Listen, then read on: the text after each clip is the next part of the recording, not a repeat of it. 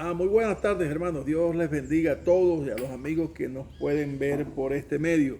Para nosotros es siempre un privilegio poder ser mensajeros de la palabra de Dios. O sea, para nosotros no hay un honor o una distinción más alta que esta, que podamos ser instrumentos de Él para hacer llegar su mensaje a no sé cuánta gente, pero mucha gente que en el futuro inmediato o mediato pueda escucharlo.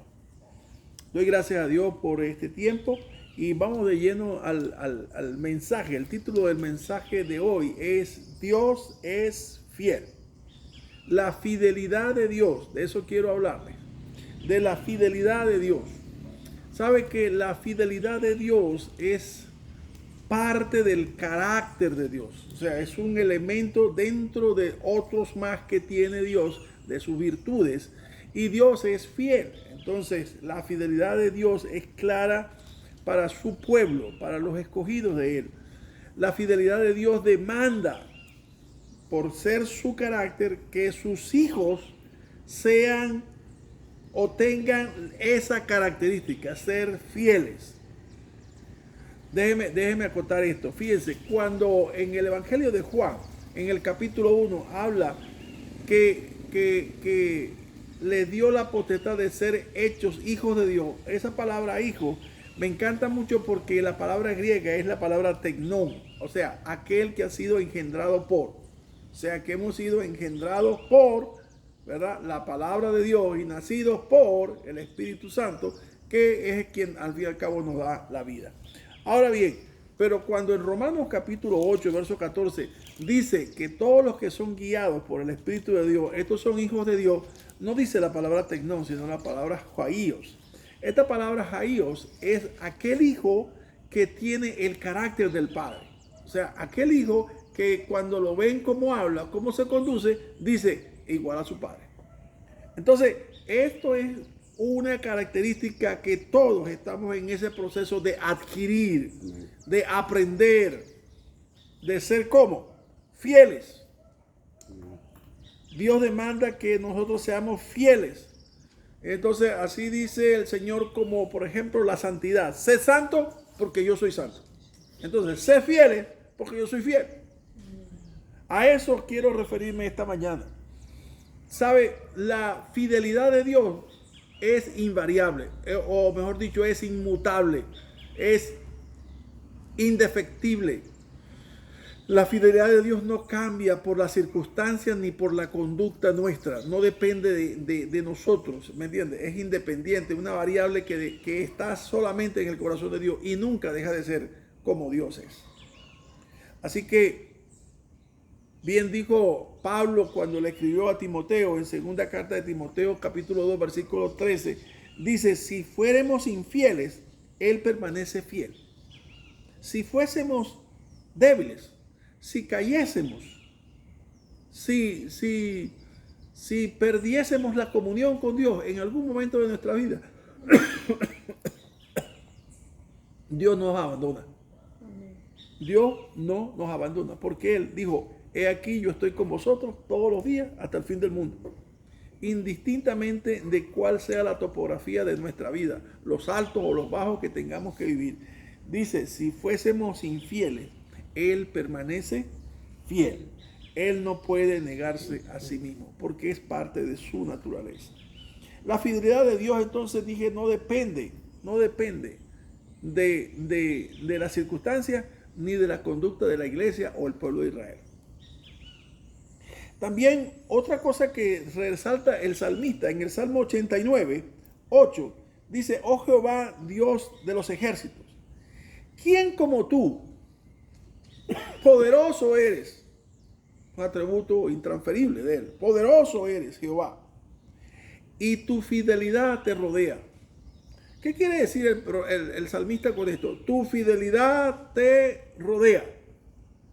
O sea que todo lo que emana de ti, alrededor de ti, por delante, por un costado, por el otro, por detrás, tiene fidelidad. O sea, eres íntegro. Tu fidelidad es íntegra. Por eso es lo que dije anteriormente. No depende de las circunstancias y siempre Dios va a ser fiel. ¿Qué es entonces la fidelidad como concepto? La fidelidad es la virtud, oiga ahí, la fidelidad es la virtud que demuestra una persona ante otra o ante un ente, ¿verdad? Con el cual se ve comprometido, independientemente de las circunstancias que tengan que vivir. Por ejemplo, una pareja cuando se casa, unos esposos, cuando yo celebro las bodas, hay 3 promesas que pido que hagan delante de los testigos y delante de Dios. Dice, te prometo delante de Dios y de estos testigos. Entonces, uno de ellas es, te prometo guardarme para ti todos los días de mi vida y serte fiel todos los días de mi vida.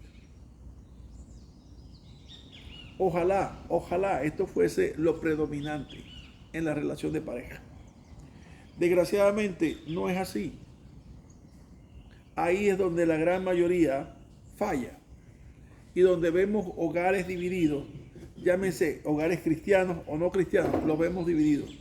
Pero yo le digo, mire, pongan atención, cuando usted juró delante de Dios o prometió delante de Dios o hizo pacto delante de Dios, porque ese valor, esa fidelidad sería normativa de su relación con su esposo o su esposa, ¿dónde quedó eso? ¿Dónde queda eso cuando 8 de cada 10 matrimonios se dividen, se separan?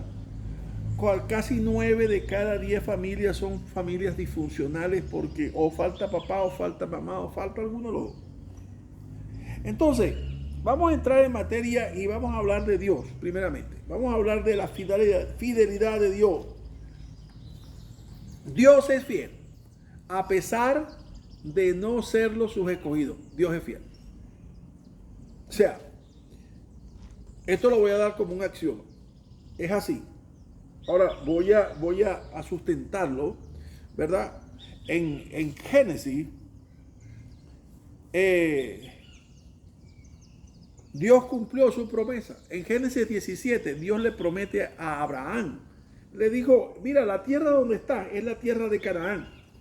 Y esta tierra la daré a tu descendencia perpetuamente.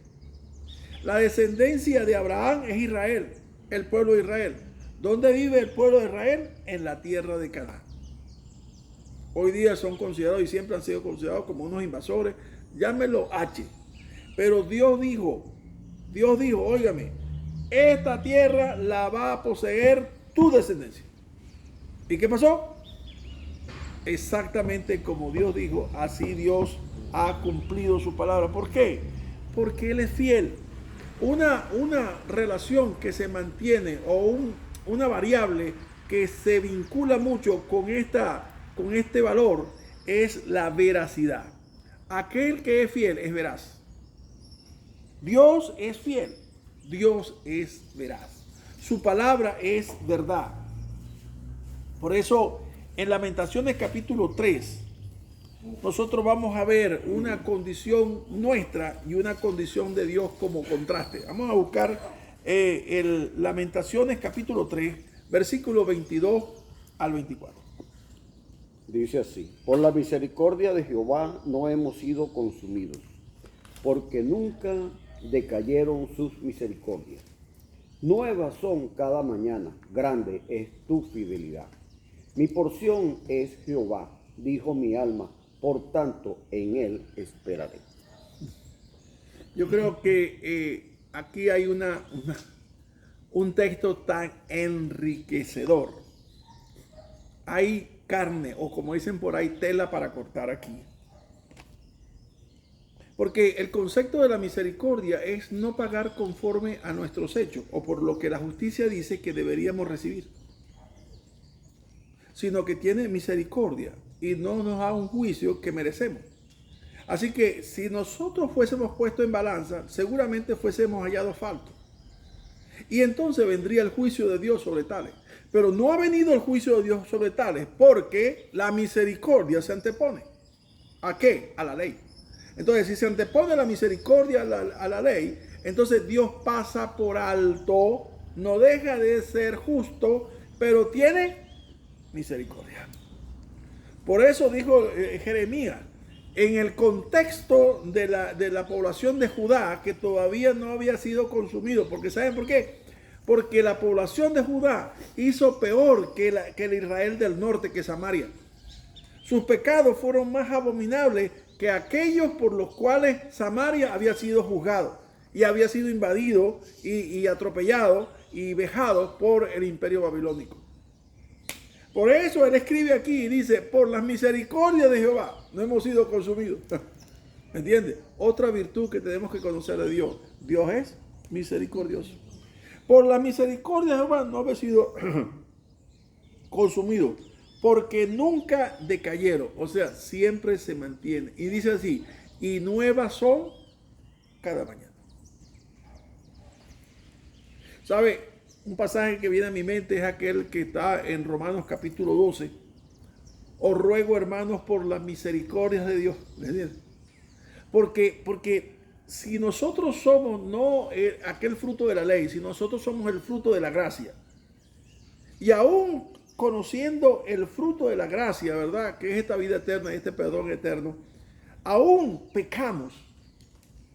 Ahí se cumple lo que Pablo dice, os ruego, hermanos, a los que son de la dispensación de la gracia, os ruego, hermanos, por la misericordia de Dios, que presentéis vuestro cuerpo en sacrificio vivo, santo, agradable a Dios, que es vuestro culto racional.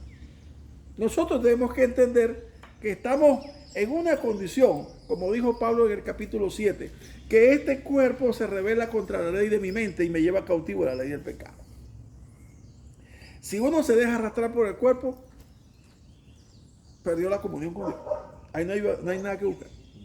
Ahí siempre dice que como dice Hebreos 10, un juicio o un hervor de juicio de Dios vendrá. A la expectativa de un juicio. ¿Por qué? Porque cuando sobreabunda el pecado, no es que sobreabunda la gracia, es que la expectativa es el juicio de Dios. Así sean israelitas, así sea la iglesia de hoy. Mire, a veces yo le digo a la gente, no juegue con Dios, no juegue. ¿Me entiende? Al gato y al ratón, no juegue. Porque el día que menos piensa, ¿sabe qué? A muchos les he dicho, ¿sabe qué? Usted dice, pasé liso y no pasó nada. Así dijo David, pasé liso y no me pasó nada. ¿Pero qué pasó? El castigo de Dios no vino sobre David, sino sobre aquellos que David tanto amaba, como Israel y sus hijos. El rey David daba su vida por el pueblo de Israel. El rey David amaba a su hijo primogénito Absalón. Sin embargo, sus hijos todos murieron. ¿Por qué? Por el pecado de su padre. Así que si no pasamos ahorita, en algún momento, mire, a Dios no se olvidan las cosas. Solamente como dice por ahí, si nosotros, dice, un corazón contrito y humillado. Pero a David no tenía un corazón contrito y humillado, y vino el juicio de Dios a través del profeta Natán. En otra parte, en el Salmo 89:1 dice, ¿tú lo tienes? No. Dice, las misericordias de Jehová cantaré. Hay algunos que dicen que no cante, que predique. Es mejor que no cante, mejor que predique. Porque algo que voy a anunciar, lo que está diciendo cantaré, quiere decir voy a anunciar con alegría. Cantaré perpetuamente de generación en generación. Haré notoria tu fidelidad con mi boca. En otra parte dice también el rey David, dice, a los postreros anunciaré tu fidelidad.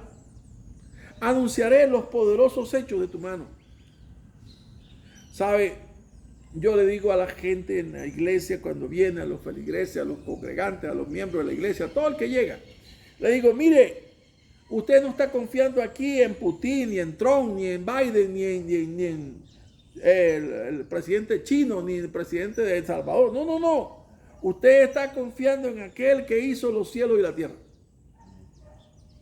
Y ese que hizo los cielos y la tierra tiene la bondad, el amor, de revelarse a la vida de un hombre, de una mujer, para llamarlo hijo, para hacerlo hijo, y para guardarse en fidelidad con él. A pesar de, como dije antes, nosotros no ser así de fieles. Para desposarse con él, con su iglesia. Oiga, mi iglesia, Dios ha mostrado su fidelidad. Mire, un pasaje que es notorio es el pasaje de Oseas. En Oseas capítulo 2, versículos 17 al 20, vamos a leerlo para que veamos hasta dónde llega ese amor de Dios. Porque quitaré de su boca los nombres de los Baales, y nunca más se mencionarán sus nombres.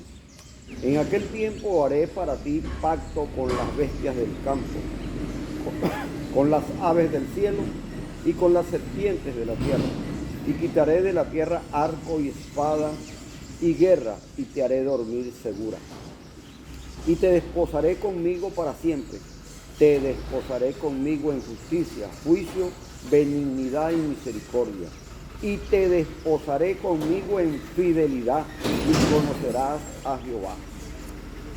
¿Sabe? Una de las cosas hermosas que tiene el libro de Oseas, yo diría que es el libro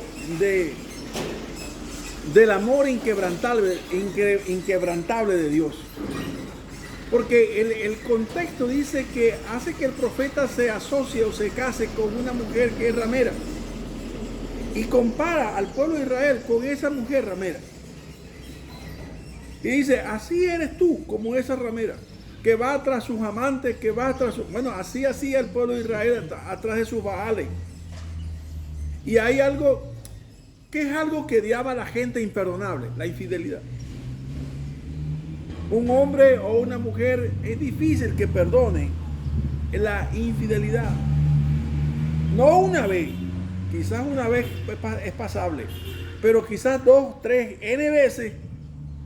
Bueno, el pueblo de Israel vivía constantemente, aún en el lugar santo, santo, santo, que era su altar, aún ahí quemaba incienso a los dioses de Canaán. Cosa a las cuales Josué mismo se lo prohibió antes de tomar Canaán. Pero Dios insiste, ¿sabe? Yo digo esto, Dios es persistente. Es un amor, yo digo tenaz, es un amor que me va a amar porque me va a amar. La voy a rodear de tanto amor que va a tener que amarme, así tenga un corazón infiel. La voy a enseñar a ser fiel. Y dice así, me casaré contigo. Y nunca más se va a mencionar los nombres de Yemayá, los nombres de José Gregorio, los nombres de Negro Primero, de la Virgen de Coromoto, de San Antonio, de toda esa cantidad de cosas en las cuales nosotros antes estábamos imbuidos. Más nunca se va a nombrar esos baales. En aquel tiempo haré para ti pacto. Mire, el hombre nunca puede hacer pacto, lo único que puede hacer pacto es Dios. Así que tenga cuidado por esos que andan en la televisión haciendo pacto. El hombre nunca puede hacer pacto. El único que puede hacer pacto es Dios. Y Dios tiene 7 pactos en la Biblia en la cual ha hecho pacto con su pueblo.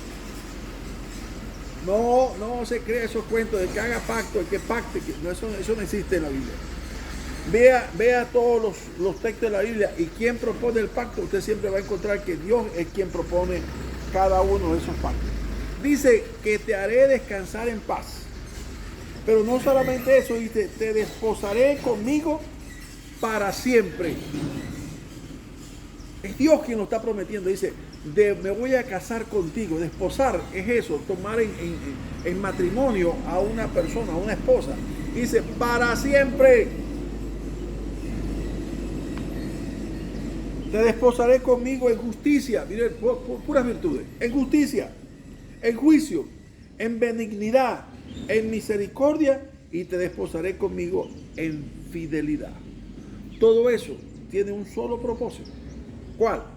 Que me conozcas, que yo soy Jehová. No. Yo me quedo como un enano eso de Lilipú, de Gulliver, del cuento eso, porque me quedo tan pequeño ante un amor tan grande que se humilla mi alma al leer cada una de estas palabras. En el segundo punto que quiero considerar esta tarde con ustedes es que Dios es fiel a su obra redentora. En Romanos capítulo 8, versículos 28 al 29 dice: Y sabemos que a los que aman a Dios, todas las cosas les ayudan a bien. Esto es, a los que conforme a su propósito son llamados. Porque los que antes conoció, también los predestinó para que fuesen hechos conforme a la imagen de su Hijo, para que Él sea el primogénito entre muchos hermanos. ¿Sabe? El que comenzó la obra no la va a dejar a media. El que comenzó la obra la perfeccionará. El que comenzó la obra va a quitar la escoria. ¿Se acuerda el ejemplo del platero? Le dijeron al platero, platero, ¿cuántas veces metes tú el crisol en el horno? El crisol es la vasija que se mete en el horno donde se funde la plata. ¿Cuántas veces tienes que meter el crisol en el horno? El asunto es que cuando sale el crisol, quita la tapa y pasa como una cuchara, un elemento para sacar la escoria. Cierra otra vez, vuelve y lo mete en el horno. Y así lo hace. Y dice, ¿cuántas veces? Hasta que salga fundida y no haya escoria.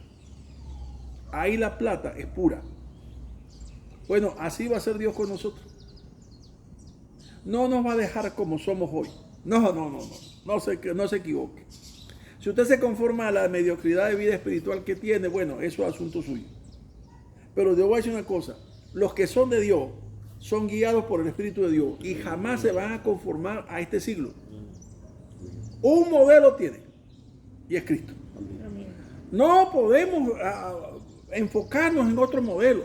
Así el pastor de la iglesia sea un tremendo hombre de Dios. Así la pastora sea una tremenda mujer de Dios. Así los líderes sean. No, el enfoque mío es Cristo. Amén. Y tengo que enfocarme en Él y a los que como Él se conducen. Así dijo Pablo. Amén. Sean imitadores de mí y a los que se conducen así en la iglesia.